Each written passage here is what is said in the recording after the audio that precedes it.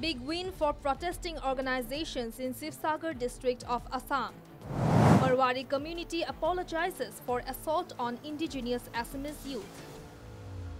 The 30 organizations in Assam that staged a vehement protest in Sivsagar district of Assam secured a major victory on Tuesday, following a meeting between the representatives of the organizations and Assam Cabinet Minister Ranoj Pegu. The Marwari community apologized for the assault on the Assamese youth. Compensations has also been announced for the victim.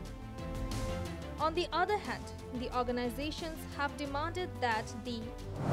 trial against the accused in the case be conducted in a fast-track court.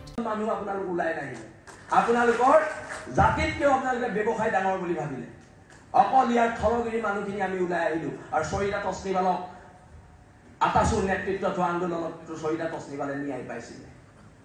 কথাবিলাক আপোনালোকে গুৰুত্ব দি শুনক আজি খিলঞ্জিয়াৰ মাটি আপুনি highway কিনাৰ যোগ আমাৰ মাটি নাই সব কিনি লৈছে বহিৰাগত মানুহ আমি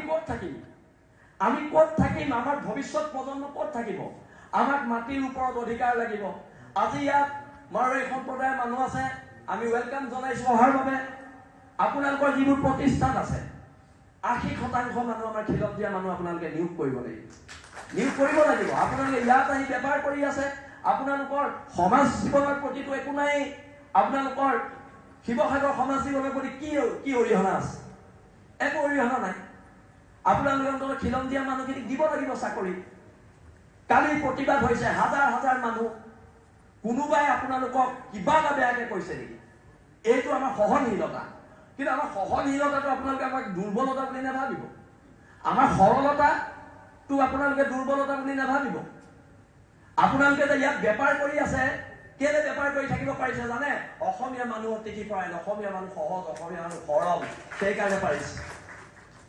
কিন্তু আমাৰ সৰলতাটোক আপোনালোকে আমাক ভয়াটো বুলি নাভাবিব এতিয়া ৰমেশ পেগু ডাঙৰীয়া আছে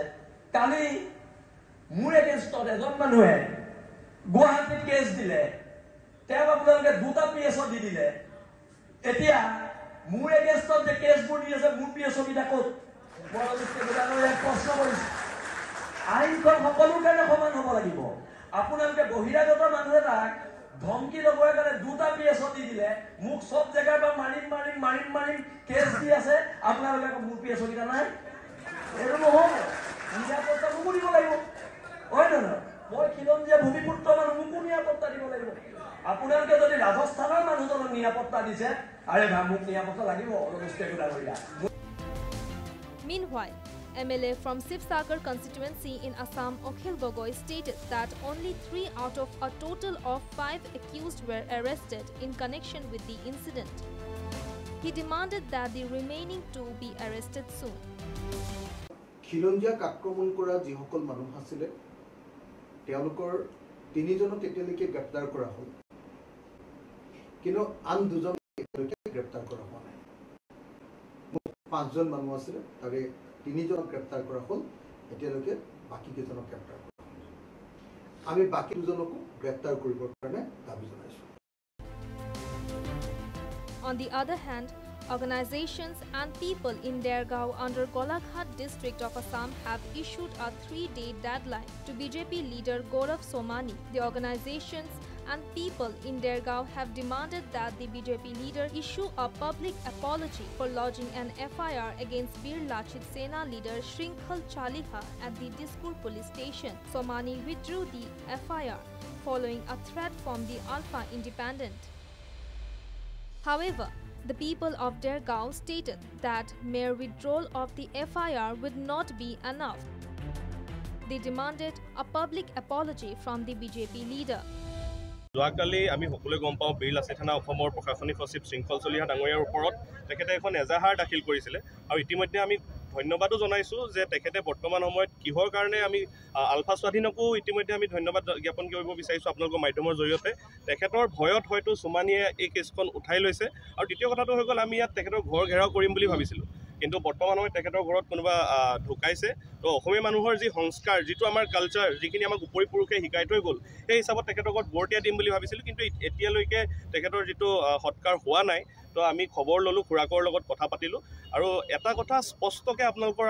আপোনালোকৰ মাধ্যমত মই ক'ব বিচাৰিছোঁ, যুগ যুগ ধৰি আমি প্ৰত্যেকটো জাতি জনগোষ্ঠী এক ঐক্যবদ্ধভাৱে গোলাঘাটত আমি আছোঁ, আগন্তুক দিনতো আমি থাকিব লাগিব। কিন্তু কিছুমান কুলাংগাৰ আছে, কিছুমান বণিক গোষ্ঠী আছে, যিসকলে অসমীয়া বা মাৰোৱাৰী যিকোনো এটা মাজত এটা বিভেদ আনিবলৈ চেষ্টা কৰে। এই কুলাংগাৰখিনিক তেখেতসকলে নিজে চিনাক্ত কৰক, চিনাক্ত কৰি সামাজিক জীৱনৰ পৰা তেখেতসকলক বাহিৰ কৰি দিয়ক। News Desk report, Any News.